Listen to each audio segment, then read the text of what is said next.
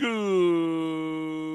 Friday evening, everybody. Welcome into the Philly Friday Frenzy here with Big Al on the It's a Wrap Sports Network. I'm going to bring you into the Friday evening, into the cold weekend here in the Delaware Valley area with apparently Snowmageddon coming. Maybe that means some more extra streams for you guys. We don't know. Maybe we get stuck as long as our power's on and the great intranet gods allow us, maybe to kill that time if we're not shoveling ourselves out of 87 inches of snow. We will bring in all that Philly sports talk that you love here at the Rap Sports Network. Again, I'm Big Al. And for those who are new to the program, this is the Philly Friday Frenzy, kind of culminating the week, kicking off your weekend, but culminating a week. So I know it's Friday. A lot of you work today. A lot of you are probably tired and want to relax a little bit. Maybe you're tired of a little of the Philly sports talk. I don't blame you because we got to talk about the toxicity of the Philly sports talk that's out there, and the narratives. Oh, the narratives are just it's bad. It's gotten to a whole new level. We're going to talk about the trending topics. Like I told you, it's going to be new. I look at the trending topics, not just here at the Rap Sports Network, but online, on Twitter, on radio, national TV, regular TV. I kind of hit all the big topics, but they are just getting out of hand. And you know what? I got to say, shame on some of us Philly sports fans for falling into them because we do it every time. We say they're jokes, and then we allow it to keep happening, and we become the jokes. But we'll talk about all that. We got coaching changes, the NFL carousel as we know it right now. How everybody's just the Eagles' job is not a desirable job narrative. We're going to talk about that craziness. We're going to talk about the Phillies and the vanilla lackluster. As we watch the Mets, people say the Mets will Met. Maybe they're still right, but the Mets are definitely putting their best damn foot forward, and every other team except for the Phillies. So we'll talk about that as well, and what could happen, what could change, I don't know what we're holding on for. I have to kind of grab that clip from the Incredibles, the Disney movie about the superhero family, when he picks up the car and the little kid on the bike sitting there watching him. He goes, "Well, what are you waiting for?" And he goes, "I don't know, something awesome." And I feel like that's what we're waiting from the Phillies. We're going to touch on a little bit on the Flyers because the Flyers a little bit of a rut, inconsistency. They are just kind of hitting the ice now. So we'll talk about that. I'll keep you guys up to date on Flyers talk and the Sixers. Are what's the worst they can give a Sixers fan? Hope. And I went into this season just kind of like the Flyers, enjoying it individual games at a time. But then they're sucking you in. Both teams. I mean, the Flyers hit a little bit of a skid, but so did the Sixers at one point, but they kind of got things back. So couple of comments here. Joe Hale, my friend, how are you doing this evening? Here's my buddy, Frankie James. Frankie, actually, do me a favor, because I want to forget. Text me tomorrow or later this evening or something. I want to set you up to come on the show either next Friday or the following Friday, whatever works. I want to talk more Flyers, because I don't get to talk as much Flyers on here because we're always hitting those Phillies and Eagles topics so much. So I definitely want to get you guys on, because if you guys don't know Frankie James, you got to check him out. Chirping Pucks podcast, amazing show, amazing stuff. Definitely knows their hockey. And that's what that's what I love about it. Good evening, Adam. It's always a pleasure. Robert, my man, Rob. Good evening. Don't forget, yes, of course, the orange and black. Good evening. And nothing like Big Al talking Flyers hockey. Hey, man, listen. People go, well, the Flyers stink. Until the Flyers are good again, I don't want to watch them. I don't want to do anything. Talk about them, right? But no. I've watched some bad baseball throughout my life. I watched some good hockey and I've watched some bad hockey. I watched some good football and I've watched some bad football. And I watched a lot of bad basketball in my lifetime.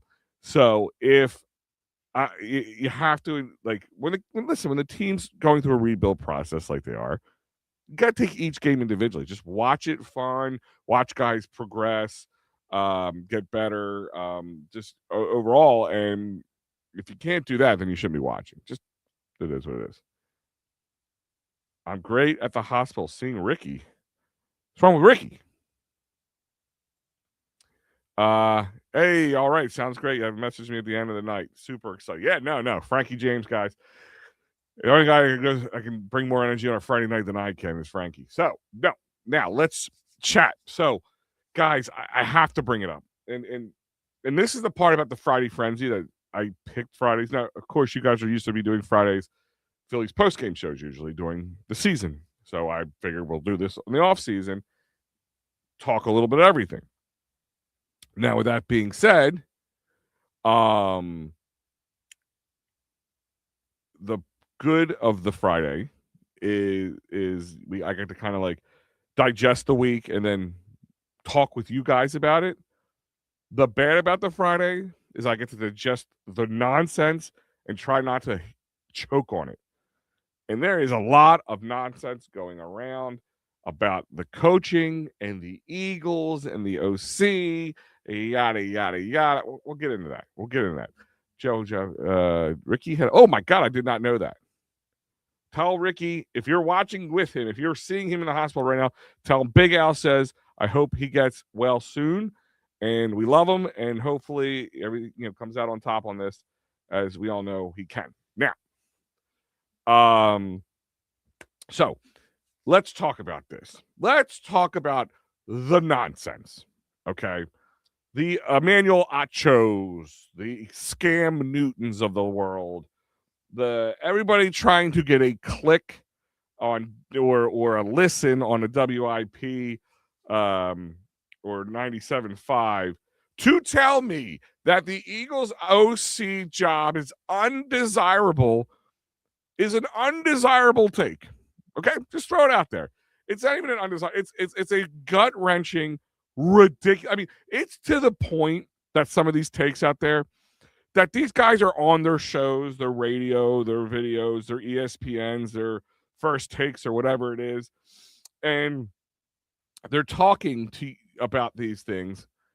And you can almost hear and see their faces cracking. Like they're not actors or actresses, depending on who you're talking to, and you could see them cracking up like the ridiculousness. But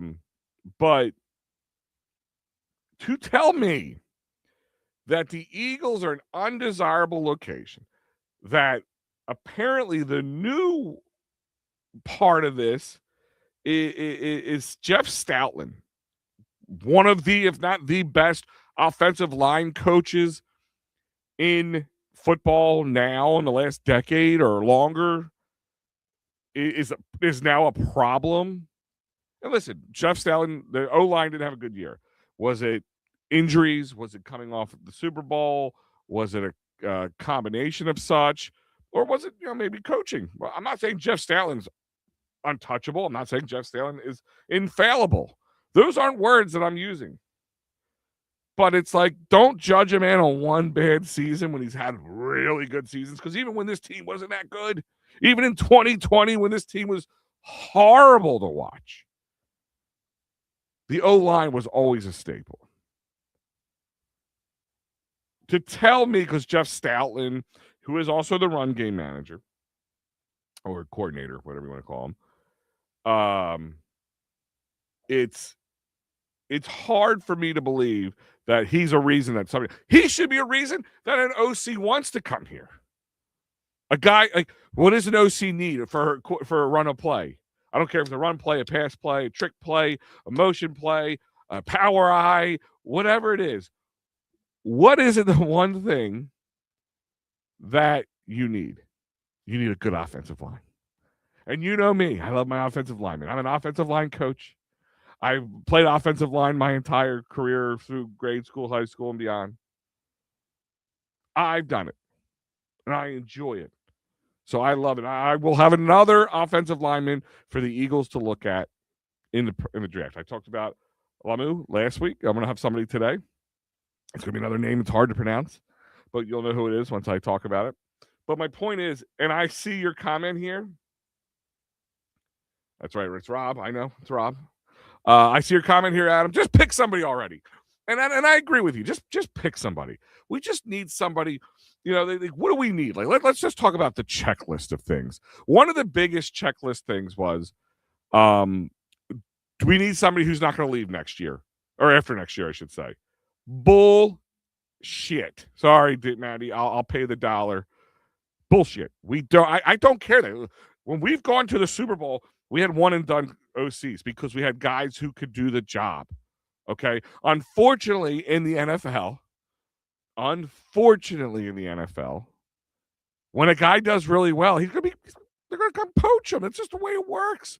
Because if we needed it, if there was a up and coming guy who's looking for a good OC job on another team, or Nick Sirianni got fired this year, and like I wanted Ben Johnson. We thought we were gonna get fired last year.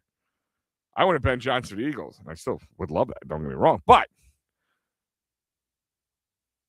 you want them, you poach them. That's the name of the game. That's why you do good, so you can get better and you can get to that pinnacle. You can become an HC who wins the Super Bowl. That's what we want. That's what a coach does.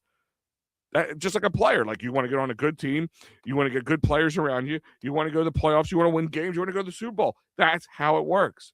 So I don't care about this whole has to be not a one and done. It's got to be sticking around. If you can get that, that's just icing on the top, cherry on top, whatever you want to call it. I don't think that at all is that a necessary thing, and that's another reason that the OC job should look more tantalizing to a team or to a person to come here.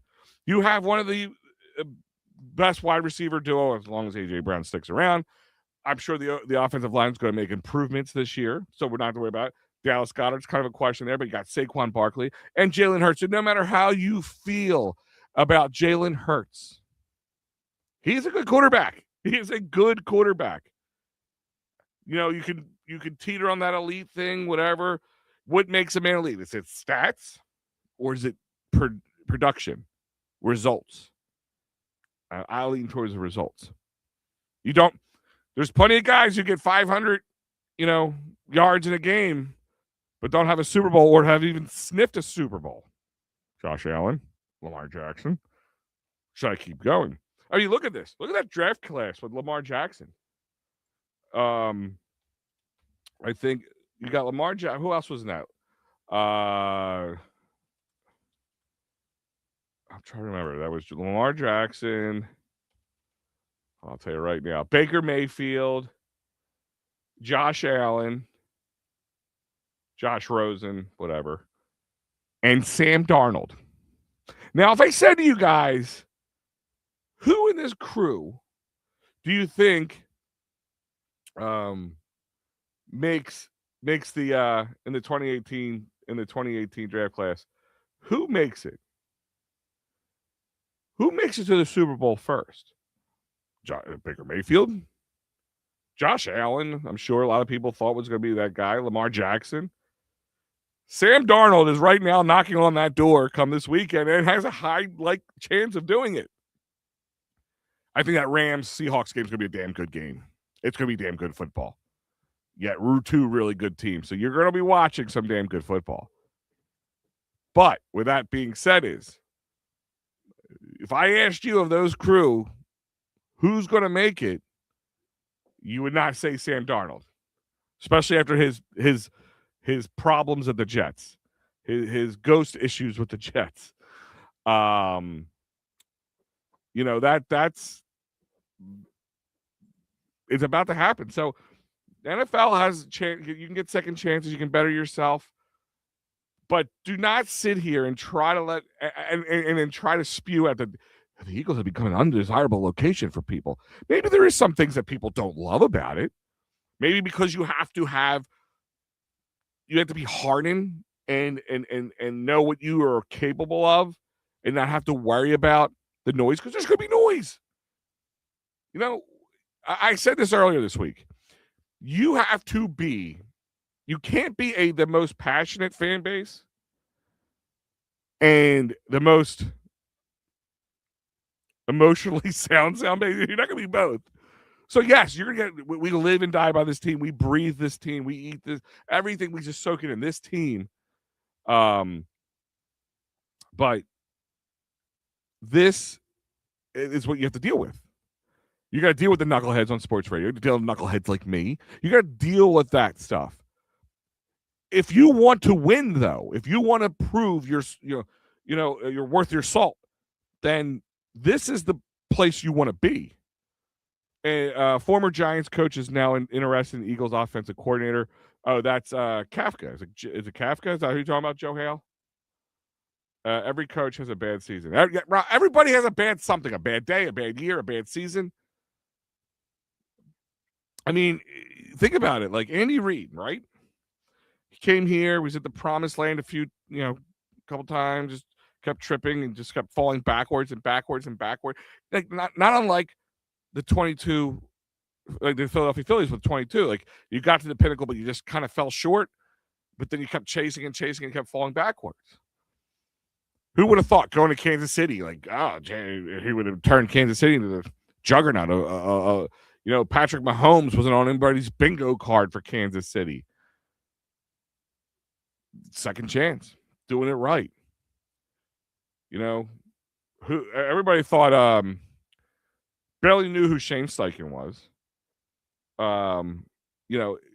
Everybody just thought these are guys, just flashy guys who were coming in and they didn't know what they're doing and they were going to do anything for it. And then they got head coach jobs because they won Super Bowls. They went to Super Bowls. Pat Mahomes was that wasn't him. That wasn't. I don't believe that. No, I think you are wrong. Had a bad logo before you fixed that. Yeah, no problem, buddy. Rob, Jalen Hurts is the elite quarterback because he wins, not his stats. That's my point. So I don't see. This is where I think the elite, not elite, thing kind of gets crossed. If you want to go buy a guy who's just going to be like MVP caliber every year, I'm not saying like does he win 100% of the time? No, because nobody does that. This year, he couldn't get it together either. It was not just him. He was a problem. Don't get me wrong. This team was disjointed. You could see it. The offense was disjointed. If it wasn't the offensive line, the running game couldn't get going. The only one who was like pretty consistent was Dallas Goedert in my eyes. Oh yes, Brian Sunil. Okay, I knew you were talking about. Again, I don't know too much about him. And remember, the sexy picks are always the best picks. The 2 Super Bowls that the Eagles have won was won by coaches that people didn't even know were coaches half the time. Don't tell me you were a big old Nick Sirianni fan before you came to the Eagles. Some of you, now that he even won a Super Bowl, been to 2, still aren't Nick Sirianni fans. Doug Peterson barely did any play calling. Came from Andy Reid, came from the Chiefs. We knew Andy Reid made most of the play calls. Before that, he was coaching high school football, not even college football. And now he won.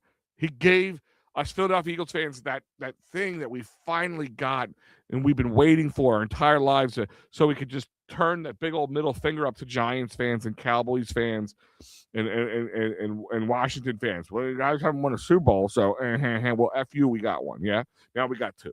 Okay, 2 since the time anybody else had 1 before. Giants had 2 before that. Dallas and Washington 107 years ago. Okay. Rob is saying Seahawks will win the Super Bowl. It's very possible. From the AFC standpoint, no matter what, you got Stidham. Then because now Knicks is out, which what a crazy turn of events what that was. Just a way, like the emotional roller. Could you imagine this was Philly? If you could imagine that happened in Philly, the way we are so emotionally roller coaster, like people would still be climbing greased up poles in Philadelphia right now, or right by the time they announced that news, and then they would be ripping them down. So, I mean, I think the Patriots have the best chance of winning, obviously, but they're still young. They, they're not perfect anyway. Seahawks are just a really dangerous team that people kept looking past, me included. This guy right here. How many times I said this year, Seahawks, they're okay. Not bad. In the summertime, can you possibly open the phone lines like Matty B does? Joe, I will be opening up the phone lines. Not tonight. I promise you. I'm thinking one of my first 2 February ones, and I'm going to be very cautious. Okay, here we go. Hold on. Here we go. Buckle up, everybody. Buckle up. There it is. So let's see. PSA from the It's a Rap Sports Network account. From It's a Rap Sports Network, please understand the Homer takes are not necessary. Those are necessarily those of the management. We encourage free thinking, not cult following. Yes, Matty B, I agree with you. I do want you to have your own thoughts. But that's not what we're talking about. People are they're building narratives.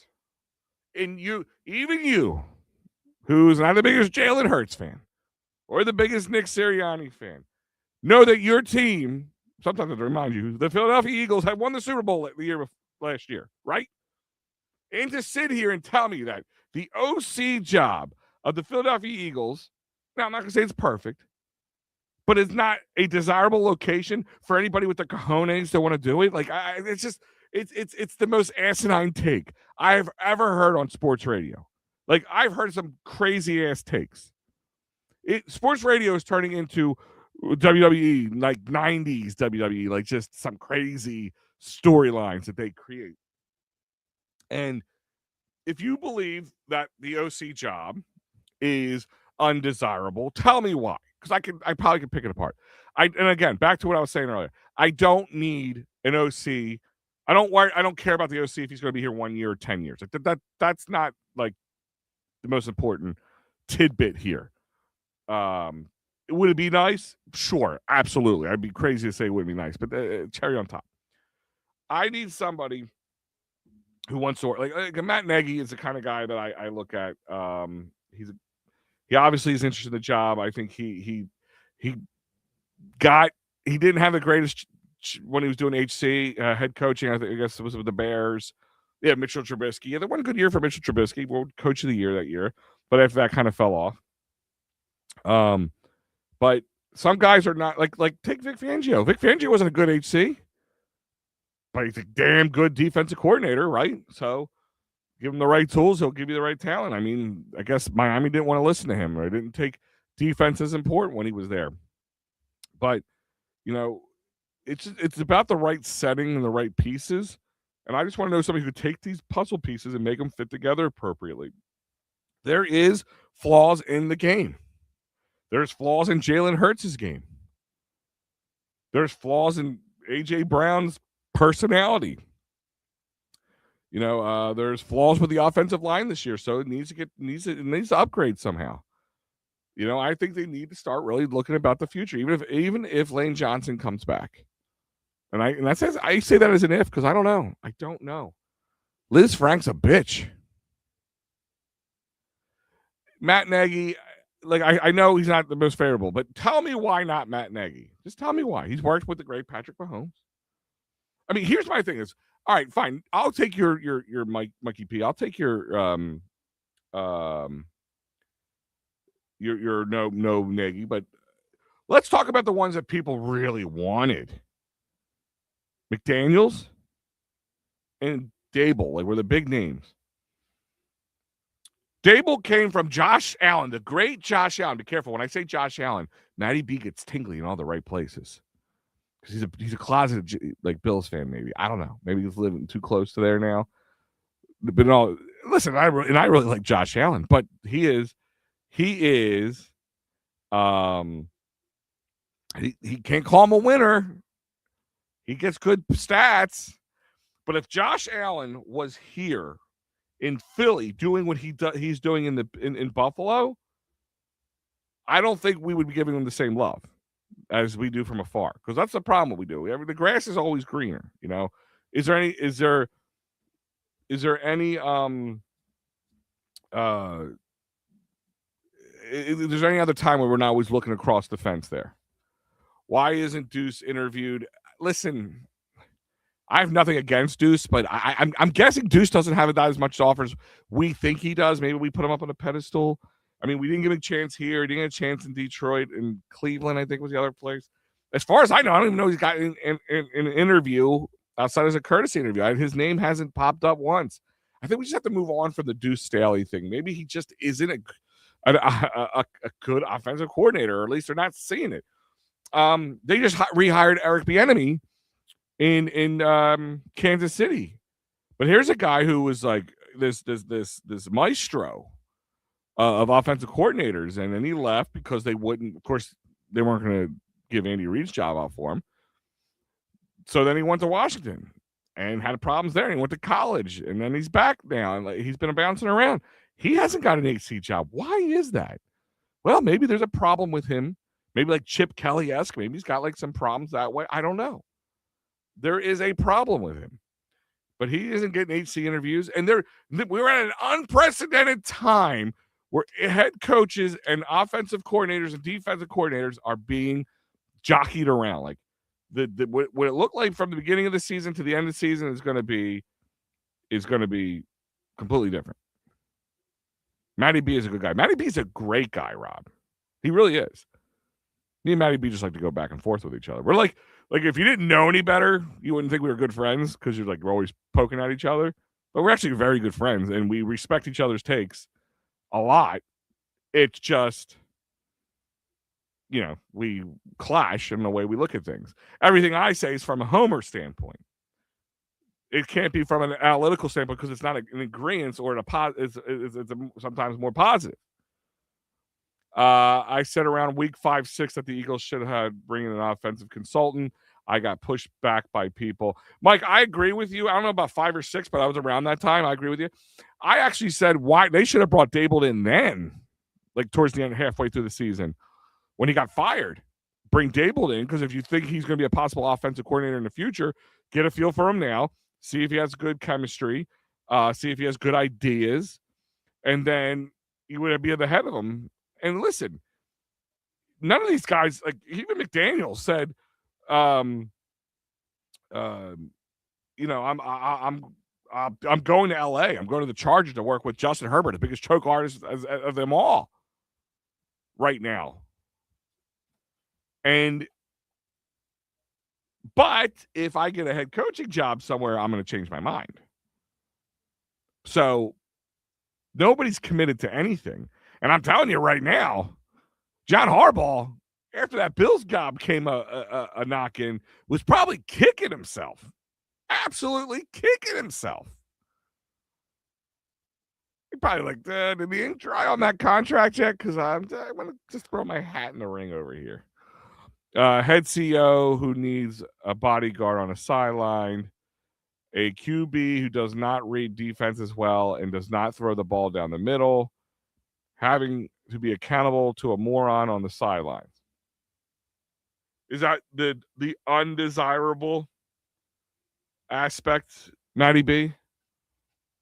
There's bodyguards on the sideline, which is Philly. It's famous for it. There's Sean McVay, the great Sean McVay, has a guy that has to pull him back because he can't keep himself off the field. Is he an idiot? Listen, Nick Sirianni is not a perfect coach in any which way at all. You're not getting that from me. There's times I don't want him here. He makes me scratch my head. But I go back to Madden. Like, that's how I look at it. I look at Madden. Like, when you're creating a player, right? When you do create a player and you have, like, agility, speed, strength, focus, all those kind of things. In some areas, Nick Sirianni would have high numbers, but in certain areas, he'd have low numbers. Number one, probably the lowest number, he'd have a 0, is his interviewing or his post-game interviews but that's not important. But play calling, because that's why. Here's the thing: is I don't think everybody's looked at this from this point of view. The flaw with Nick Sirianni is that he is not an offensive coordinator, and he really wasn't before. He was a wide receivers coach, right?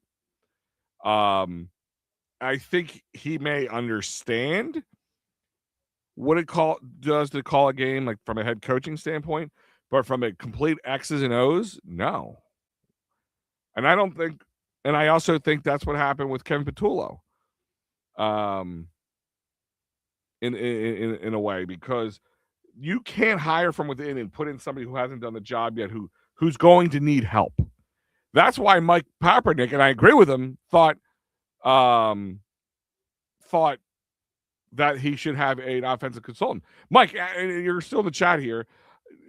Do you believe that Kevin Patullo needed the offensive consultant because he was inept or incapable of doing the job, or he was just too raw and he didn't have a head coach who could back him up with some of his decisions? Like, kind of like, all right, you got your license to drive, but you're still young and you still are nervous and don't understand the rules of the road 1,000%, but enough you can to get your license.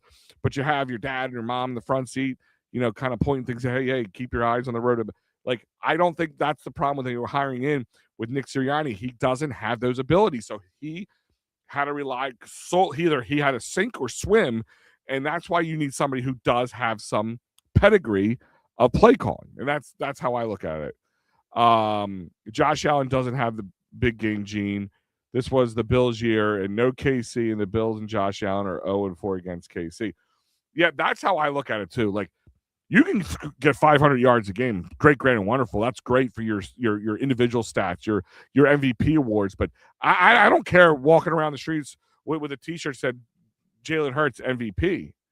I want Eagles Super Bowl champions. That's what I want, and that's my point. Is do not tell me that this town, that this fan base, if this was the same problem that we were having, if Josh Allen was doing the same thing here in Philadelphia, we wouldn't be tired of it. We'd be running. Sean McDermott would have been around town 2 seasons ago. I hope Phillip Rivers gets the Bills job. What an interesting. And here's the other thing: is the other part of the narrative that the Eagles are an undesirable location is why haven't they hired anybody yet? A lot of people haven't hired yet, and because there is so many HC, and which then opens up a lot of OC and DC options, carousel, whatever you want to call it. All right, so let's just take a walk down the lane here of what's been closed up so far. The Falcons hired Kevin Stefanski, who was let go from the Cleveland Browns. That's the best thing that could happen to Stefanski. He has a decent team to work with, but the Atlantis organization, head scratcher. Ravens hired Jesse Minter from the Chargers. So that's the other thing. Harbaugh lost his OC in DC. Is that his fault? Or why are we blaming? Like, they blame him. Why are people blaming Justin Herbert? He's just wonderful. That's why. Loser. He's a loser. He doesn't have that winning gene, like Mikey said earlier. Miami Dolphins hired Jeff Hafley from the Green Bay Packers, a DC, which I don't mind hiring a defensive-minded head coach, but because defenses win championships. But I don't know, in the NFL, you can't have an offensive-minded coach with a really good defensive coordinator. Like, that's what I look at, but that's just me. The Giants, of course, John Harbaugh, which we talked about last week, and the Titans hired Robert Saleh. Okay, now there's still, unless something's changed since I did my notes earlier, the Cardinals, because they fired former Eagles defensive coordinator Jonathan Gannon, the Bills, the Browns, the Raiders, and the Steelers. Now, of those ones there, the Bills are probably the most desirable because of Josh Allen. Steelers, you're going to get locked in. They don't change. They don't change head coaches very often. Cardinals, it is what it is. Browns and Cleveland. Now, that's probably an undesirable location because you're set up to fail. Like, when was the last time that any player, any coach came in there and had any real success? That's my point. Like, that's the craziness. Name me two teams who use the bodyguard system. I don't know. They have security up and down the line. Matt, I worked for the Philadelphia Eagles When they first opened at the link, okay, I worked in the executive kitchen, so I took care of all the suites and all that kind of stuff. There was security up and down there. Okay, I've told you before the whole Big Dom thing. There's more to that story. I just won't talk about it on the air. I know they're like, Al, what a jerk thing to say. Like you're going to say something like that and say you want to talk about it there. There is a theory that I don't like saying out loud that is pretty sound and it makes a lot of sense. And I'm not and Big Dom deserves his job and he's become some sort of cultural icon. Actually, to nauseam a little. There's times I'm tired of hearing about him, you know. But they have bodyguards or security. He's just head of security. It's not a bodyguard so he can, you know, maybe they keep him out there to make sure he doesn't get excited and run his mouth. Ben Johnson was running his mouth after the Browns went over to Green Bay. Barely won that game. You know, what's the guy from Detroit? Why am I completely blanking on his name? Campbell. That dude will run his mouth. He's passionate, excitement. Like that doesn't bother me like it bothers everybody else. It only bothers you when you're losing. That's what it is. If you're winning, you don't care. You know, winning solves all. Well, I don't know him that much. I don't know Matty B that much. You're lucky. The reason the OC carousel is because Sirianni was an OC before he got here, and we found out he couldn't call plays. That's why it all started. He wasn't really an OC. He wasn't. He was a wide receivers coach. I think he was helping call plays at certain times, and he's not. He's not a good play caller. He's like any Joe playing Madden. Like you look at the play right there, and you call maybe a play that may work there. A good OC it's like chess. He's got his plays in his head. Like if this works, if this goes this way, I have these plays ready. If this goes that way, I have these plays ready. If this goes south, I have this play ready. Like that's what a good OC is. That's the difference, is knowing your next 2-3 steps ahead of them. You know, that it's a beautiful mind in OC. You know what I mean? In the DC too, and a coordinator, like especially in the NFL. The flaw with Nick Sirianni is he's Robbie 2.0. He can't make a football decision. I disagree with that a little bit. Maybe in like a typical play calling. I mean, some smaller ones he can, but for the most part, have we really gotten on him about like time management? For the most part, I haven't really got on him about culture in the locker room. I mean, sometimes the culture goes south. Don't get me wrong; it hasn't always been perfect, but you know, 2023. I was talking about getting rid of him at one point at the end. Like I said if he was the problem, if they come out and they do an internal investigation, he's the problem. Then yeah, he has to go. And they even came out in 2024 like, that early bye week saved his job and our ability to win a Super Bowl. Number 2. If Josh Allen was a QB of the Eagles, when would we be living in the Eagles dynasty? Refer back to number 2 on why no one wants to come here. Oh, hold on. A QB who does not read defenses well and does not throw the ball down the middle. Okay, so let's do that. Josh Allen's turnovers is a lot higher because he's a gunslinger, and that's what gunslingers do. So he is a more protective quarterback. He probably knows his weaknesses. Yeah, he doesn't throw down the middle a lot. I'm not going to sit there and argue about that. But he does occasionally, but he doesn't do it a lot because that's one of his weaknesses. Every quarterback has got weaknesses. A good OC and a good quarterback learns to move around them. You're just mad because he hasn't evolved into a perfect quarterback. And I'm not telling him he's perfect because nobody's perfect. And Patrick Mahomes is perfect. Should they get rid of him? He had a bad season. He had a much worse season than Jalen Hurts did. Should they get rid of him? I mean, it's just say you had Josh Allen on this team, that it would be a dynasty. That's fraudulent. It's fraudulent. You really can't say that, because up until like the last 2 years, he's had good wide receivers to throw to. He's had really good running backs. He's had really good offensive lines. For a team who doesn't like to tush push, he's used that an awful lot. He's had really good defenses. But the same excuses that churns Matty B up at night, like just keeps his stomach in knots, is the excuse train, the excuse emporium that people put out.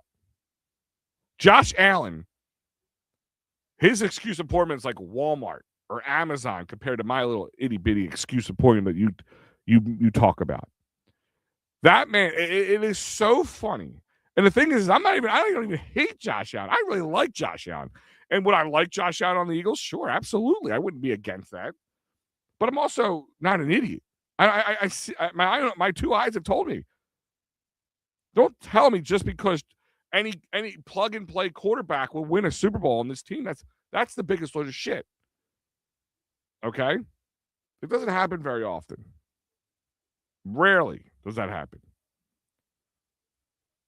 You know, the defense has been good over the years. But even in 2024 or in 2022, when the Eagles were in the Super Bowl but lost, the defense was good but not great. It had its flaws in the secondary. But that front was so dominant, the secondary's job became a lot easier for the most part. Just couldn't hold up.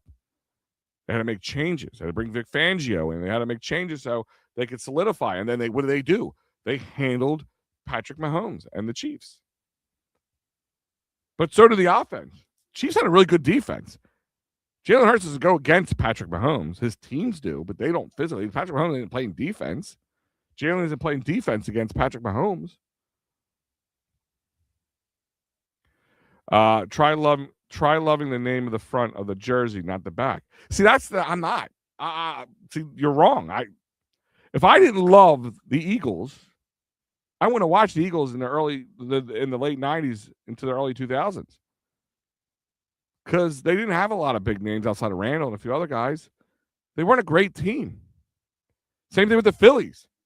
Can you name anybody from like the 94 Phillies to 2001 before like Jim Tomei came? Like really, that really made you feel special? No, I watched all that. So don't. This is the same thing they do. Like when you don't have, when I'm making a point, this is the backup. This is the card we play. I'm not defending Jalen Hurts and telling you that he's perfect. And I'm not telling you like you're telling me about Josh Allen. You plug and play him on the Eagles, he's going to win. Could Josh Allen succeed with? Yeah, a lot of teams could. A lot of players could because of how good this team is. But there is guys who can still not just win because they don't have that win gene, that ability to get over the hump. So don't tell me that. Some guys, Lamar Jackson's had really great defenses and really good offenses and offensive lines. And he sucked. All right? He's even more overrated. Because Josh Allen, right? You have to start questioning him now. Is Josh Allen Bryce Harper? Let's talk about this for a second. Is Josh Allen like Bryce Harper? Lauded when he got here. Thought was going to be the reason this team wins a championship. And every year you get close and then you fall flat when the time comes. Don't tell me that's not why Josh Allen wasn't crying at his presser at the end of that Broncos game. Because even reality slapped Josh Allen in the face. Because if Josh Allen felt that it was because of the Buffalo Bills, he wasn't winning, not because of Josh Allen or something in his game or something wrong there, he wouldn't be asking out. Because he can go wherever the hell he wants at this point. And anybody would be happy to take him.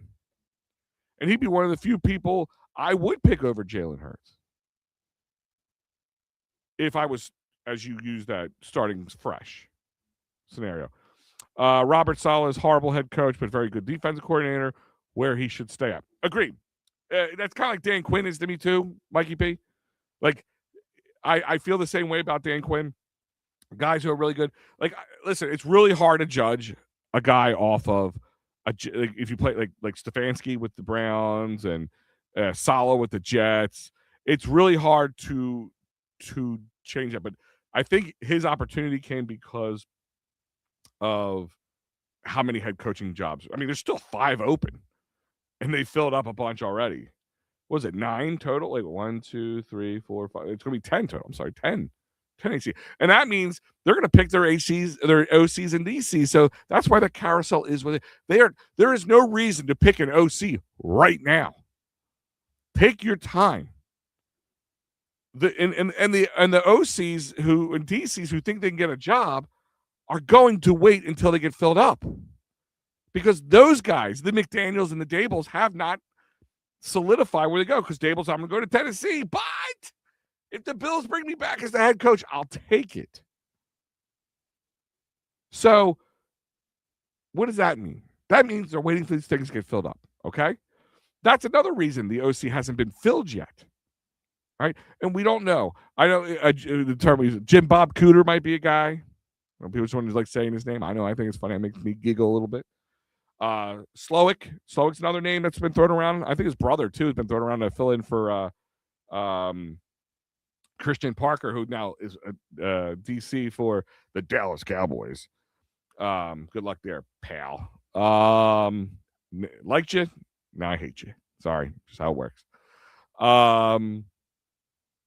So there's all that. Remember, everyone, when you are ready for the real story, check out the final word with Matty B. Kool-Aid not supplied. I don't know. I think if anybody's Jim Jones here, bro, it's you. Because it's not a narrative. Tell me, how am I been wrong on anything I've said so far? Like, seriously, not that we all have to agree with each other 24/7, but what if I said it's been wrong? Like, I'm not sitting there. I didn't say Jalen's perfect. I didn't say it was Jalen Hurts this. And if Jalen Hurts left the Eagles, hey, you're now not my guy anymore. But I'm also not blindly following him. Again, there's success, and we always said, like, Rob Thompson. Well, Rob Thompson wins a World Series. His manager status goes from like good to really to great. I mean, that's just kind of how it is. Kind of like Charlie Manuel did. He just got his done early. I don't know if Rob gets his, but that's kind of how I look at it. He got his, and so Nick's going to get what he wants. But don't tell me he's not on the short leash. I think he's on the shortest leash he's been all yet. I think he was close to getting fired this year. I mean, reports are out there saying that he was a chance of him getting fired. Tell me what Sirianni's actual job is as a head coach. Well, here's the thing: is I'll kind of give it to you backwards a little bit to explain it, Mike. Take guys like we were just talking about, Robert Saleh, a really good DC, right? Maybe Jeff or McDaniels would be better off as an OC because he couldn't cut it as an AC. There is a lot to do with it, and if you want to be a play calling HC, it's a lot harder because you got to do a little bit of extra work now. He is a guy that keeps things together. He brings a lot of passion, and the guys you seem to buy into what he's given, whatever it is. He buys in, and he's a team or a players coach, as they call him. So he is he's the manager in that sense. He manages that corporation, if you want to call it, because that's what it's like. You guys use the CEO. I'll use the CEO idea. He's not going to call plays on offense or defense typically. He shouldn't be, at least.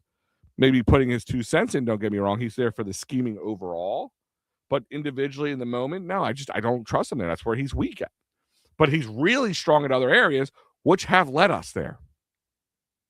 Maybe if there was another good head coaching candidate, could we have done it with Vic Fangio and Shane Steichen and all them? Sure, possibly. And I'm not saying Sirianni's untouchable. If they have another year like this year or lesser, I think he's gone this year. To be honest with you, if they have a big drop off again, I think he's gone. Well, thank you, Matt. Always a pleasure. I lived through Nick Leva. Oh, and Marion Campbell. I know bad. Yeah, you did. Yeah, I mean, I remember Marion Campbell, but it's just, listen, there's sometimes better, and that's how you know somebody's not following a guy for who he's. Listen, I liked McNabb, but I also was very critical of him too.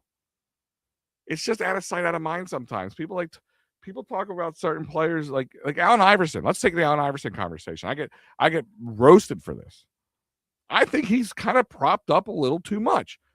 Now, let me just point this out. He was one of the best players the Sixers ever had, especially in the last 25 years, 26 years, whatever it's been. That's not what I'm saying. I'm saying is his personality defects, his maturity issues were a big reason, and the Sixers organization giving him really nothing to work with, why he didn't get over the hump. And we laud him. We laud him because the last time the Sixers won, I was just born. I was 6 months old, 1983, by the time they won that world championship. And that's the closest they've been. Just kind of like the 93 Phillies were a little bit. Love the 93 Phillies. I was 10 years old. That was my sportsdom, right? That was the foundation brick for my Philly sports love, right? Watching my uncles and my cousins, just watching it, talking about Mike, from talking about Mike Schmidt and the Mickey Mordinis and all that stuff, and John Crux, Lenny Dykstra's, Dutch, all those guys. That's where I fell in love. It wasn't just because they went to the World Series. Because if it was just that, the rest, I would have stopped watching baseball for years to come. I would have. So yeah, I mean that's my thing. Joe Hale, Flyers just scored. Yes, they did. I missed it. Let me give you the info because I missed. I was intrigued. Oh, who was it? Owen Tippett. That's right, Owen Tippett, with the assist by Cam York. So I wanted to try to keep up on that, but it got me going. Look, we're almost an hour into it. I haven't touched on the Phillies yet. I kind of don't want to, but we'll get to it. We haven't touched on some of the other stuff. The only QB I want, if the Eagles could get, is Joe Burrow. Now, Joe Burrow, I agree. Like, I would say my top 4 quarterbacks in this league right now: Patrick Mahomes, Josh Allen, Joe Burrow, and Jalen Hurts.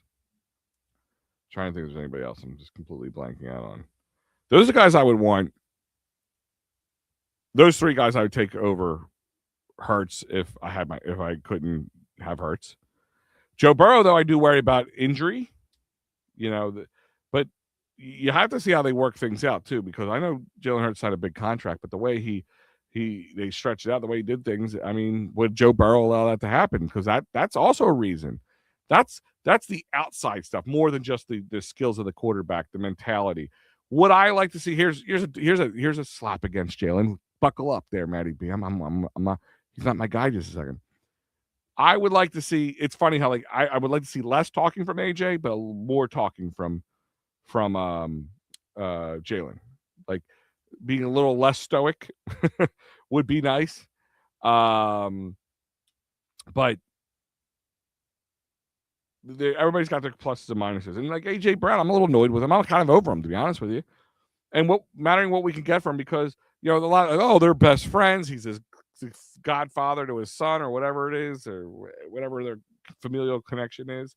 That doesn't mean anything, especially when you're dealing with a diva. Okay, so I want AJ Brown to stick around from a pure talent standpoint, because to replace him would be very difficult. And I love Davante. Flyers scored again. Looks like I caught that out of the corner of my eye right here, watching it on my iPad. Who was that? Barkey. Man, Barkey is really turning heads. But I kind of lost my train of thought here. Sorry, guys. I was just trying to catch up on what was going on. So that's my point. Is I would like to see, but like Jalen, like AJ Brown, maybe run his course. But if you can get a 1st round pick and maybe a 5th round, then you're going to get more for him than you got when you traded for him, or you gave up the trade for him. So you just had to pay his bill to be here. And it might help you with the cap space. And if he's going to be, he's apparently asked out. At some points, as a coach, you have to sit, or as an ownership too, you have to say, if the guy doesn't want to be here, then don't let him be here. You can't force round pegs into square holes. You just can't.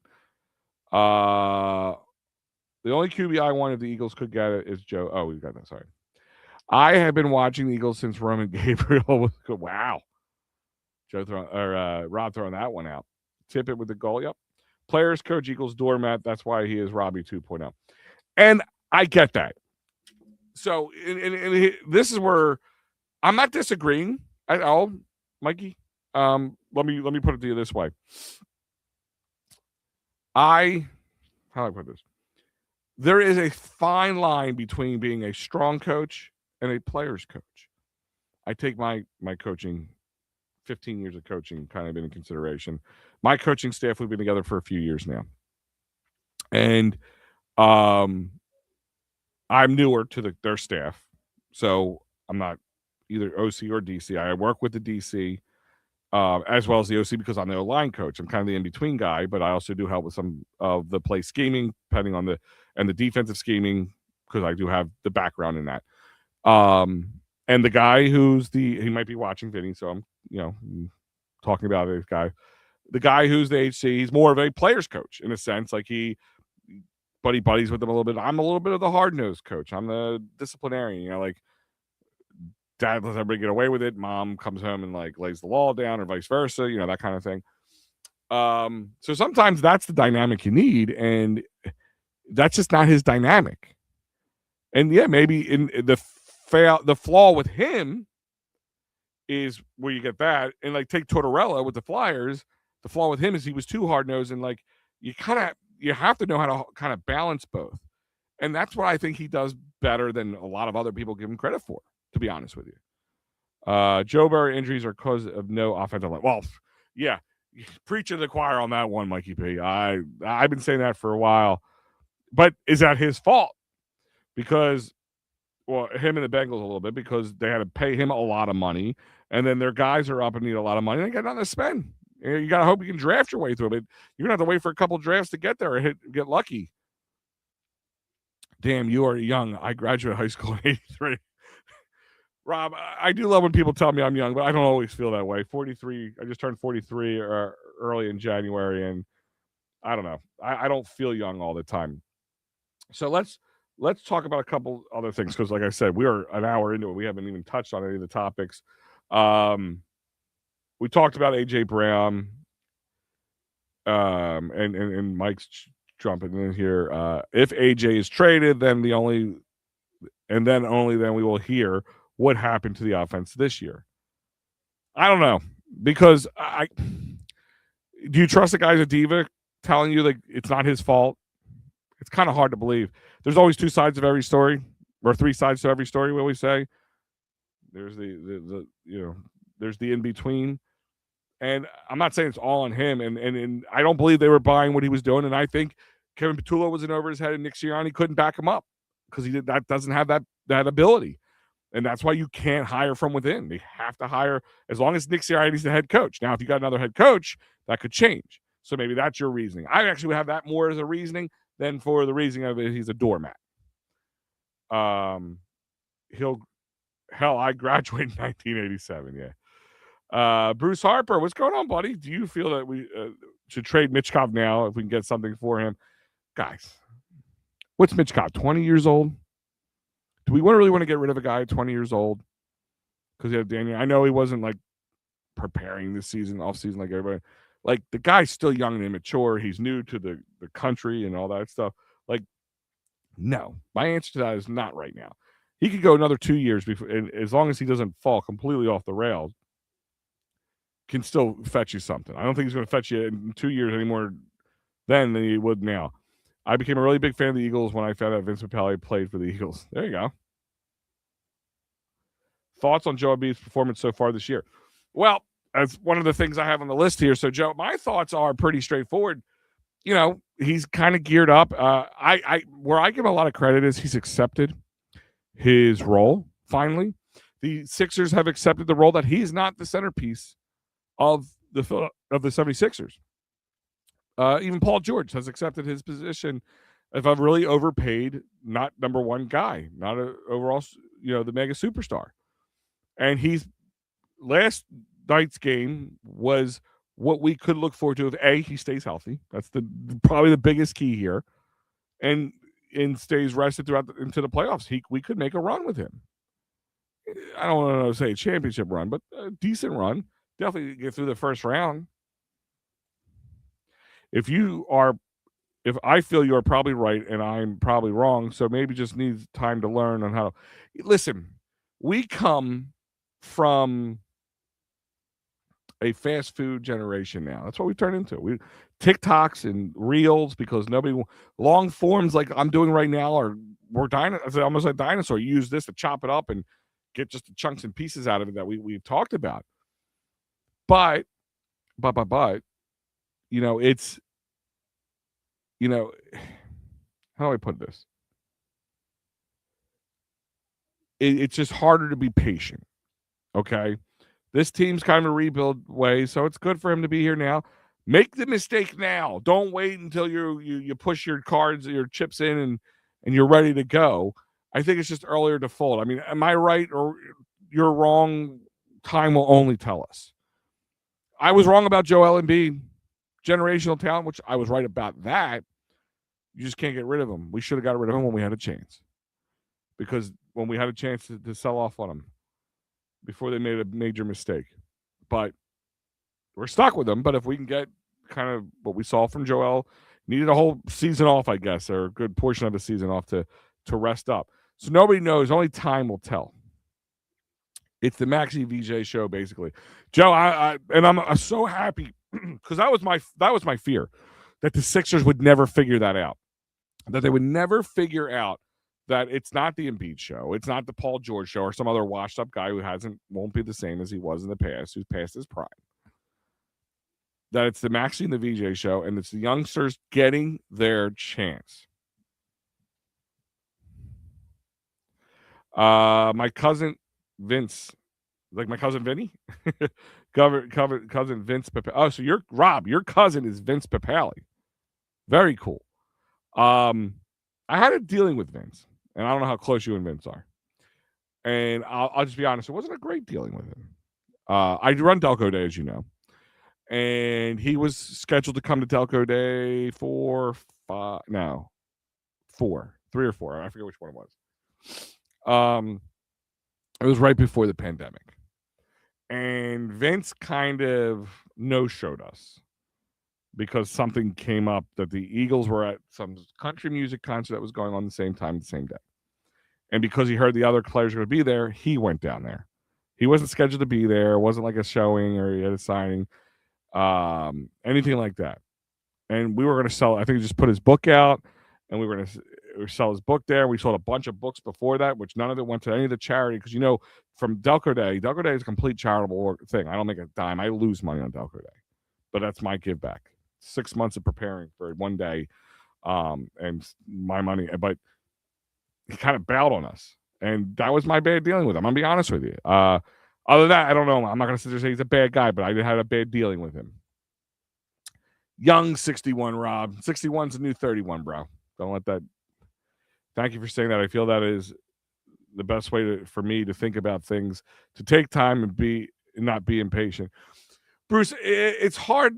See, the problem with the Mitch Kopp situation is, and there's not a problem per se, is a little bit of the impatience.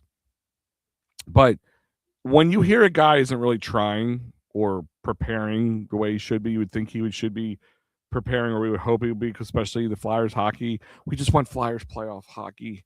Oh my God, I would pay for that so bad. More than I want Phillies playoff right now. No, I can't really say more, but pretty damn close, because there's just nothing like Flyers playoff time for me. But he's 20 years old.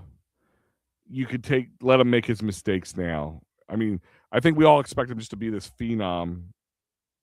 But he's not. But he's a really, really good player. Really, really good player, and he can be. He just needs to focus. A big cultural change and shock for him. He's completely away out of his country, and maybe he gotten a little. And this is kind of this. Bruce, this kind of helps me with my Nick Sirianni take. It's really hard to train these guys because there's an emotional aspect to it. And there's an emotional aspect to the game. Just like, guys being a jerk, the coach just yells and screams at you. That's not the way of the world anymore. Is that not the way I like it? No. But is that just the way it is? Yeah, unfortunately. We got to be prepared for that. I hope Painter will be a star. We're going to talk about that in a moment. You and the Phillies organization really pushed all the chips in on Painter being a star. I'm saying the Phillies will not win more than 90 games. That's right around what they won last year, right? Was it 92, 93, something like that? What they won last year. Um, that's not what I'm worried about. I'm worried about them being prepared in the playoffs. Like that's the key thing. They can get to the playoffs. And do you want Rob to be completely and utterly honest? I hope they don't get in at the top spot. I mean, the way it looks right now, it's going to be really difficult. I mean, we don't know what the Braves are going to look like. The Mets are definitely trying to make a super team of sorts. Um, the Marlins will Marlin, and the Nats, they just had a big trade and everything. So I don't care. I actually would prefer the Phillies not being like the number one choice or the number two choice to win the World Series this year or the number three. I would like them to have a chance. They seem to work better from behind, but things have to change. Like, because I think part of the Phillies' problem was after 2022 was like, well, people think we're a scary team to play. We're destined to be there. We'll turn it on when it gets into the kind of like what Saquon said about the Eagles. Well, we'll turn it on when we get to the playoffs. That's not a good sign. Not a good sign of a strong team. And they kind of had this entitlement, the Phillies, and I think that's been kind of part of their emotional part of the problem, not the whole problem. Let's look at some of the trending Phillies conversations. Of course, they re-signed JT Realmuto, as we talked about, 3 years, $45 million. That's great from an Andrew Painter standpoint and catching prospect standpoint. But of course, the Bo Bichette situation, really, we were being pawned. We were being used in that situation. But then the content thing says Dombrowski's, he might be good with certain things, but he's dumb with the words. Like the not elite thing with Harper. I mean, I don't know. Was that the good thing to do? Time will tell on that one. Like, did that light the right fire under him? Honestly, I'm not disagreeing with him because he hasn't been playing elite. He hasn't been playing healthy elite either. So that's time will tell. But is it showmanship a little bit? Like, oh, we're content, but we're going to try to get there. But what are you going to do? Luis Ariz is a possibility. Offensively, he could be an upgrade. Defensively, he's going to be a downgrade. He'd probably be an offense. He probably, if you put him at third base, he will be just maybe as good as Bo, maybe a little less defensively. But offensively, I think he'd be a lot better. And he's just the type of hitter he is makes him more intriguing to me. Okay, so he's your fourth cousin. Okay, but I don't know if you guys talk or go to family dinners or anything like that, but like I said, I don't want to seem like I'm bashing your cousin or anything, but I'm just giving you an honest to goodness dealing truth with him. But the missing out on stars, Bo Bichette, Luis Roberts Jr. Okay, I'm not as upset about that one as the Bo Bichette one. I don't know if anybody else wants to agree or disagree with me on this one, but I'm not like, he had one good season. If you look at the rest of them, he's mediocre at best. So I'm not feeling it's a big loss with Luis Luis Roberts, Luis Robert, whatever it is, Roberts, how you say it. It's okay that you had a little problem with Vince. I will not hold it against you. Thanks, bud. No, I'm just saying, like, I'm an honest guy to a fault. The Castellanos trade speculation thing, that's the other thing. Like, are we getting rid of him or what? Is as I do you, my friend. But I mean, I think we're just going to take a loss on. He's going to be just a giant. You can't bring him back. Can't put him on the bench. It'd be malignant to do that. Like, it'd just be wrong. But the Harrison Bader conversations come up. I'll take a flyer on Harrison Bader for a year or two. I'm not overpaying him. Maybe $15 million. Like, I pay him the same amount, maybe JT, but not 3 years. 2 years, maybe 3 years with a club option. That's how I look at things. JT is, he's needed because pitching because you talked about, I hope Bruce said it. I hope Painter will be a star, and we all hope Painter will be a star because we put our eggs in that Painter basket. He was quote unquote untouchable for a very long time. Now he came off his surgery. He didn't have a great return in the minors, so we gotta hope he's healthy and ready to go. But you got the Zach Wheeler questions. Oh, and this conversation is going to come up in a minute too. I want to get your guys' take on it. Aaron Nola. Aaron Nola's got question marks. And then Andrew Painter's got question marks. So that's something I look at. I'm not upset about Bichette because the buffoon manager would have had him fourth would have batted him fourth as you, Robbie, would never mean Schwarber from the second. Listen, I said the Schwarber, you want to pay him $150 million. You want me to just swallow that? Guess what? Bat him fourth. So here's my thing is, tell me you wouldn't like this, if this is the way it would. Trey Turner, Bo Bichette, Bryce Harper, Kyle Schwarber, Garcia, like that 1, 2, 3, 4, 5 punch wouldn't be terrible. That would be great. Even Harrison Bader in that 2 spot, I wouldn't hate. It would be definitely a downgrade. But the problem is what you're going to do. You're going to get a 4-man platoon in the outfield. So you can't play him every day. So that's the other part. Schwarber's going to clog up the DH spot. So there's the other part of things. So that's why they really need, if they want to kind of reel me in a little bit, bat him fourth. That's what would reel me in, Mikey P. I hope Wheels can come back as good or almost as good. Bruce, I agree with you. Thoracic outlet surgery. It's not a disc herniation. It's not a fracture or a tear. It's a nerve injury. And there's types. There's different. There's vascular, thoracic outlet. There's different types. Of the type he had was the one that was the less of the severe, but I've seen people have them and feel worse afterwards than they did before. So I know there was, let me see. I have the information here. So Zach Wheeler is making progress from a left lower back issue, they call it, having a heavy workload last week and playing catch from 90 feet, but there is no official timetable for his return. So some positive news, but not like over the moon news. Phillies team is third place at best with only 2 legit starting pitchers with no question marks in Sanchez or Luzardo. Yeah, you're right. And it's going to get me, like, let me answer a couple of these questions here, and then I'm going to get into I have another little rant for you, a little freak out for you. Remember, I turned to Philly Friday freak out with that, but Nick, I hope don't resign Casty. I feel like he's not reliable. Re-sign. Oh, they didn't re-sign him. They got to let him go. Nope, we are not that close. The Phillies need to let Schwarber walk and sign Alonso because the Phillies need a healthy Harper for the playoffs. I would have not hated that. And I love Schwarber as a player, but you sign him for about the same amount of money. You get the same amount of production. He's a few years younger, and you don't clog up the DH spot. So that's my big problem, is that DH spot. Now you're stuck there. I think when the disc goes bad, it may be terrible. I think when with disc, like a disc in the back. But so Aaron Nola, let's talk about this for a second.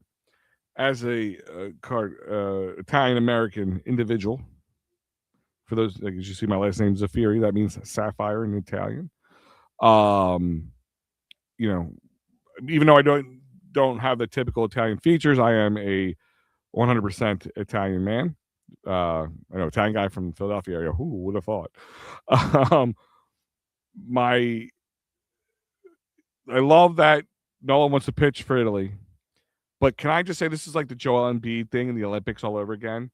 You're going to come off your statistically one of your worst years, and then you're going to go pitch for Italy in the World Baseball Classic, which means nothing, which only puts wear and tear on somebody who's got enough as it is.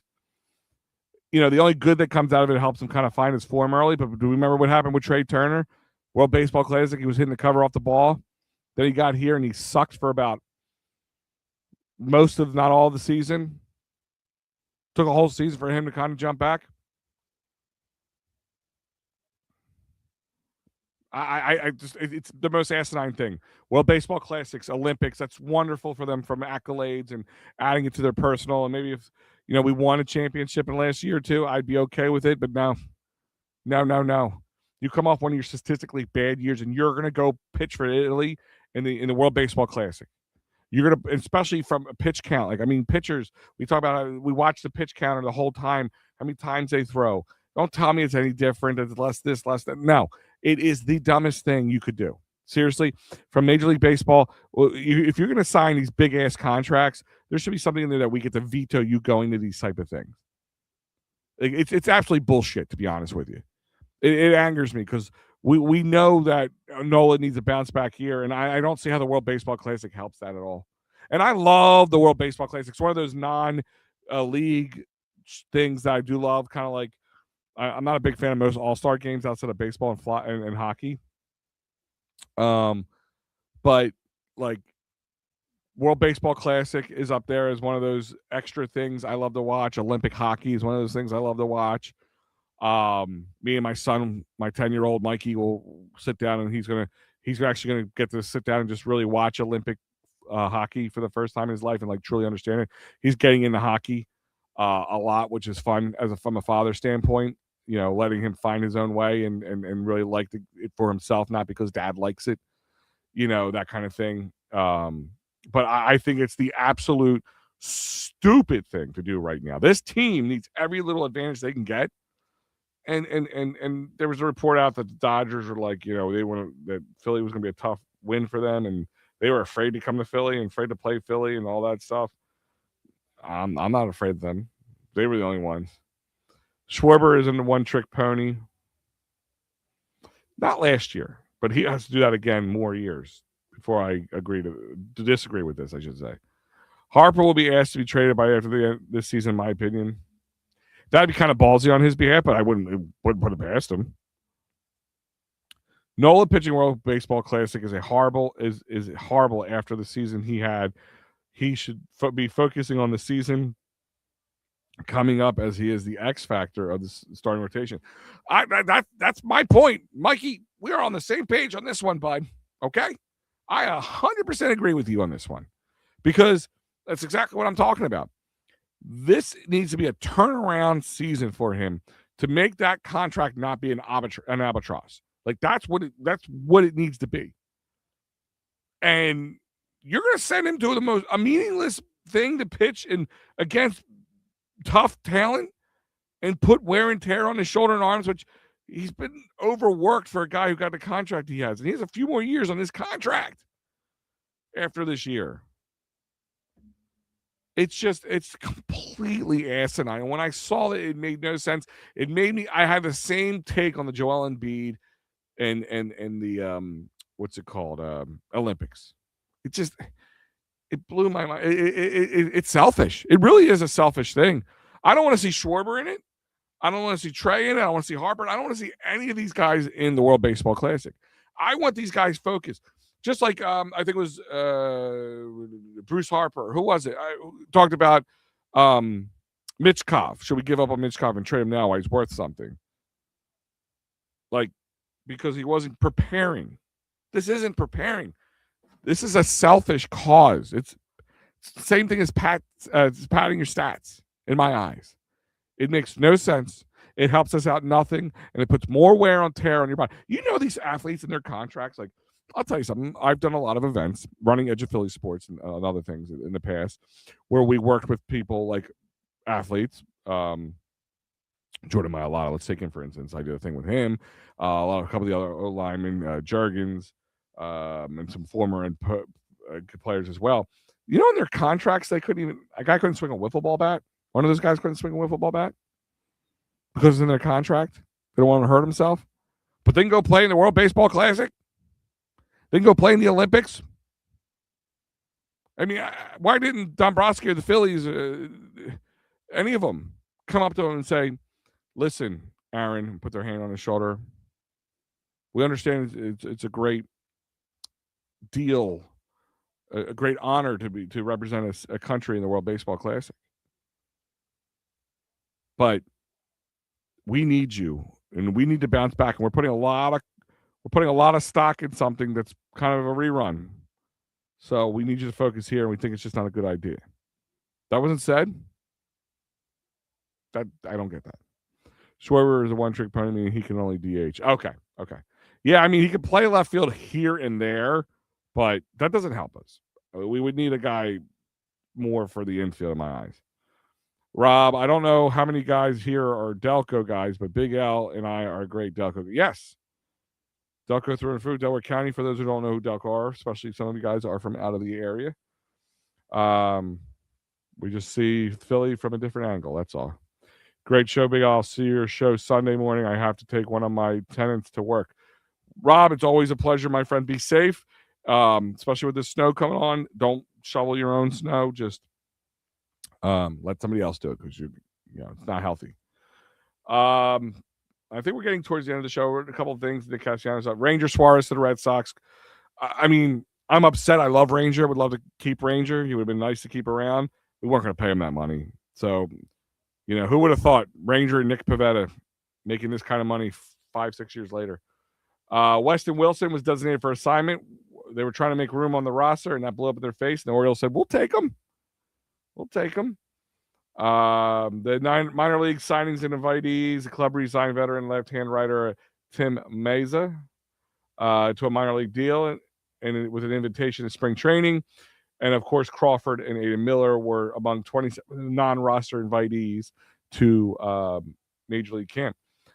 Do the Phillies buck the trend and maybe let Aiden Miller get a chance, especially if they want to trade away Alec Bohm? I doubt it, but we'll find out. I feel that snow shoveling can be dangerous if you're not very careful. From your back and your heart, actually, Bruce, to give you complete honesty.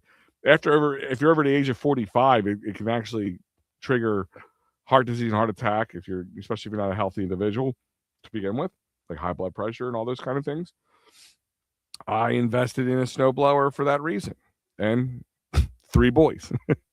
So even though this man does most of the heavy lifting, part of it's a little bit of my ego, as long as Robbie is managing his team, we will not be World Series as manager. And please, people, stop living off 4 years ago. I agree about living off 4 years ago, and I'll be honest with you. His numbers speak for themselves, but they're all regular season numbers. So kind of like Josh Allen. I'm going to make fun of Josh Allen. I'm going to make fun of him. He's got a good stat pattern, but when it comes to it, it's fallen short. And I really thought he was done at the end of the season. Just the way it all ended between the season before, the way I was pissed off with him. I kind of want him done after that Mets series in a year ago or a year before, to be honest with you, because of the way that was handled. I agree, Mike. Please be careful, Al, as even the snow machine is hard to turn in the snow. You can hurt your back or heart. Absolutely, Bruce. Absolutely. That's why the boys are going to be helping me out. Plus, I use it. I tell my boys, my football players, go out, make a little cash. Man, I used to make a mint back in the day in the 90s, shoveling snow for people. And that was a lot less money back then. I used to make pretty damn good money. I could come in with a few $100 at the end of the day. Me and my buddies would go hit houses together, pull it all together, and I remember one time we had over $1,000 between 3 of us. We were like over the moon. Like, we didn't think that was possible. We just kept shoving the money in our pockets. One lady even bought us like pizzas and stuff. Like, it was crazy. So I put a little post out for my boys, like, hey, Clifton Heights football players, you want to work on your strength? Grab a shovel and help a neighbor. That's how I look at it. So, did I miss a score? Did the Avalanche score? Yeah, I missed that. Sorry, guys. Parker Kelly scored. I have a neighbor with a snowblower and 2 cases of beer. That's a smart man. My grandparents, we always had a neighbor. I think he listens to the show. He might be listening now. It was real simple. Anytime a snowstorm came, like the beer distributor was, "Oh, are you really stocking up?" I'm like, "It's not for me. It's my grandfather." And they're like, "Sure it is." Sure it is. Al, I read some of the kids charge $100 to $200 to shovel a driveway in the front walk now, so they could get rich if they could find the people who are willing to pay that much money. That's outrageous. Now, I'll tell you a story. My first big business lesson was the '96 blizzard. Right, I live in Delaware County, as me and Rob mentioned earlier, and a lot of row homes. And when that blizzard came, it was very high winds. And if anybody was used to row homes there, you park out back, and above was the first floor or your kitchen window. The winds would blow. It actually made like a wave out of the snow. You could reach out that kitchen window, second story, and pull in snow just straight out. And we had a neighbor, and me and my buddy, as you guys know from Edge of Philly Sports, Joe Sheeran, we went and we shoveled a neighbor. She was an older woman. She's nice, a little crotchety, but she was nice enough. And we went and we moved we had to knock all the snow down. We had to move it into her yard, push it over to between the houses and like stack it up. Like we made a wall of snow, but we cleared out her driveway for her son, and we cleared out her doorstep and everything else. I mean, spent an hour on it. She gave us $5 to split and 2 tangerines. And let me tell you something, even back in 1996, that was cheap. That was cheap. And you know what I taught me? Set your price before you do the job. That is one of the biggest business lessons I've ever had, and has been the key to success for me throughout the years. And I tell that story in meetings all the time to when I meet people or do any talks or anything like that. But yeah, $100 to $200 depending on your property. I remember when I first got my snowblower, my old house, I had more homes down the street, and I would just walk down the pathway, the main street, and snowblow everybody right off, and then everybody just had to clear their steps and their little bit of their sidewalk, and people would be like, "Hey, I'll give you money if you can do my steps in my driveway," and I said, sure, and I would donate the money to something, or I would put it to the what's it called, block party or something. Like a lot of times they just gave me bottles of bourbon after a while, and that's my drink of choice, the brown stuff. But $200, I mean, unless you have some major amounts of snow, and this could be a snowstorm, if it hits as hard as they say it's going to be, Bruce, that you're going to need to probably pay $100 easily. Spray Pam in the funnel where the snow comes out, so help from not clogging up. Yes, that I do know. Thank you. But for those who don't know, that is a good hack, if you call it a hack or whatever. Grease it up. Couldn't even get a Big Mac and some fries for $5. I mean, so growing up, there was a pizza joint at the top of my street in Clifton Heights, for anyone who's familiar with the area. It was called Tiffany's at the time. And you could get a lunch special in the summertime for $5. $5 would have got you either a mini pizza and a soda, or a mini hoagie or a small hoagie or small cheesesteak and chips and a soda for $5. That was about it. You could probably buy a singular action figure. If those who know me, I'm a huge Ghostbusters fan. I still have some of them from back in the day displayed. My kids, me and my boys share the collection together. You could get that for $5, but that's about it. Hell, you can't get an action figure anymore. You can get, I think an action figure goes anywhere from $12 to $20. I lived in Kensington during the '93 ice storm, which shut Philly down, and the high winds, and lived through '96 storm, which shut down the city as well. This is going to be a big one.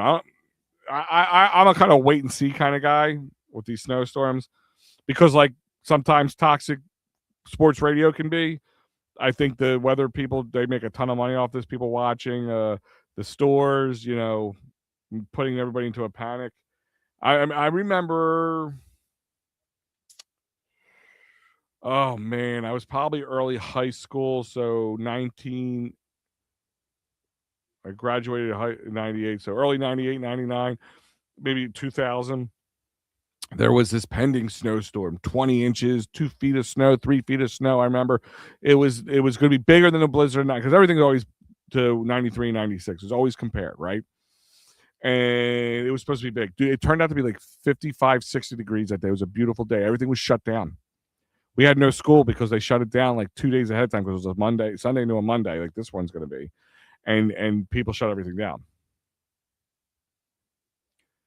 Tony Luke's it costs 15 and maybe more. Oh, it's probably more. I mean, maybe a small cheesesteak, just a basic one, but like Bruce beef is like through the roof. And as you guys know, one of my passions is grilling and smoking and cook. I like to cook. I'm a cook. My great grandmother taught me when I was just a little boy cook Italian food. I can make very authentic homemade Italian food. But my next one is barbecuing. My buddy, like my buddy, kind of got me into it. He got a smoker, and then I saw my wife got me one for Father's Day a few years back. And I watch a ton of YouTube. If I'm not watching sports YouTubes, I'm watching either stuff about comic books or smoking food, or making food. Did my first brisket a couple weeks ago. Turned out wonderful. I love brisket. Made some brisket sandwiches afterwards, burn end sandwiches. Um, do ribs a lot. My family's eating like kings, but it's expensive. That's the problem. It's super expensive. I wanted to make meatballs. Actually, I'll tell you, I was doing a team dinner. Me and my coaches were cooking tacos. It cost me almost $150 just for the meat alone before I bought anything else to feed 25-ish kids, probably less than 25, plus a couple, say 30 people or less. I mean, we had a lot of food left there, don't get me wrong, but we probably could have cut it down. And it looks like the Avalanche just tied it up 2-2. And Urson, they need a tell me if you heard this one go. Flyers are having a problem with the goalie situation. Yeah, no, I didn't think we heard that. It's the first time. Dude, barbecue's great. And you can't go, and you know what barbecue is fun about? Unlike many other, like if you like Asian cuisine, you like I'm a big sushi guy.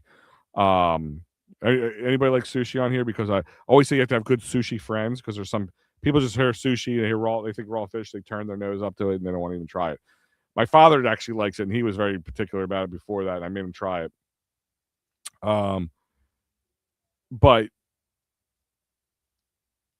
barbecue lets you be you more than any other food. Can you do your own twist on Italian food and Asian cuisine? And I love Mediterranean food, pitas and hummus and all that stuff. Sure, you can. But if you don't have certain things, it loses that.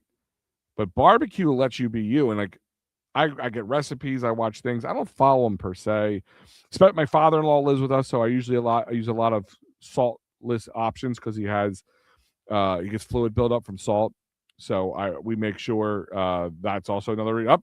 Flyers tacked another one on to take the lead again. 3-2 Flyers. I'm trying to see who that was. Brink. All right, sweet. So barbecue lets you kind of be you, where you can make your own.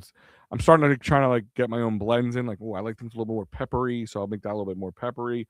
My pork stuff, I like to make a little bit more sweeter, fruitier, like a little fruitier with like a pork butt or a pork shoulder.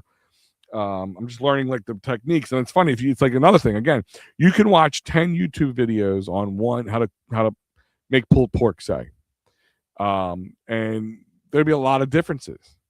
Keep things covered, keep it uncovered, how long to cook it for, what to spray it with to keep it wet, all this different stuff. You just gotta find what works for you. And I really like that, but maybe next time I want to try this, because I think it would enhance this. Like, it really lets you be you. Now it probably costs at least $100 or more to feed so many people. Yeah, I mean, listen, I was making tacos because it's one of the few things you can. Because you used to be able to just order. I had to order pizza for everybody, right? But that's even expensive. I think you order like 4 pizzas, it's going to cost you over $100, and I would need way more than 4 pizzas. So it was actually cheaper to go that route, but still, the beef alone was over $100. Like, that's crazy. Beef is crazy from a cost standpoint. I think my son's trying to peek his head in here a little bit. Yeah, get lost. But actually, that my son Venino, he is. We're very proud of him with his schooling, because everybody, why I had to kind of give up a lot of my sports stuff is because I was moving and I wanted to work with him, but it's paid off greatly. So, give a little yoo-hoo, yay for my boy Venino. He really earned it. How I feel barbecue is big beef ribs or meat, or maybe meat brisket. Yeah.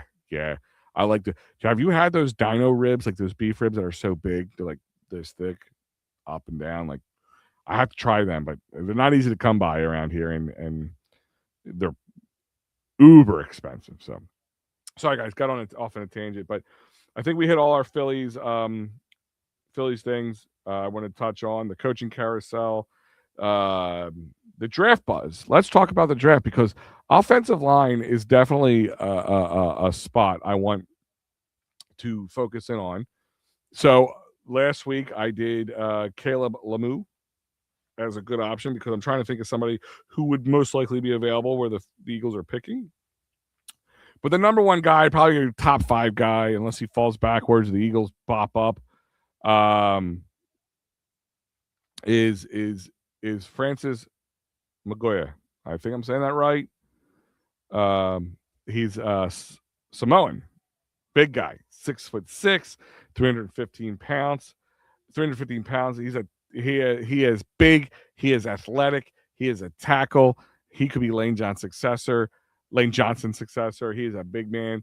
I would love to see him. He fluctuates a little bit. I've seen 315 up to 335, but he's currently listed at 315. I say McGuire. It's Mayana. I don't know why I said McGuire. I was trying not to do that, and I did it.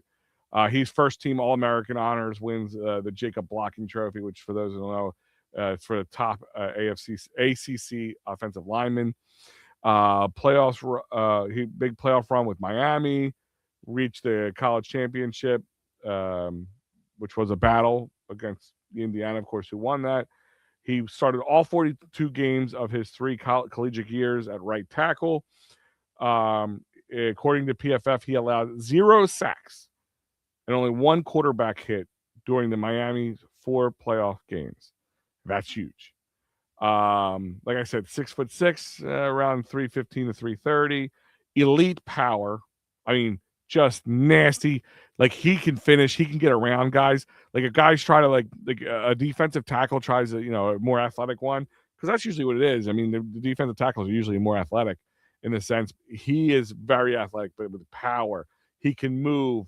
They had him tracked at 18 miles per hour in agility, and he can really mirror those twitchy, fast edge rushers. He did play exclusively at right tackle Miami, but with his ability, he could excel at any position on the line. And Colorado just tied it up 3-3. God damn, Urson.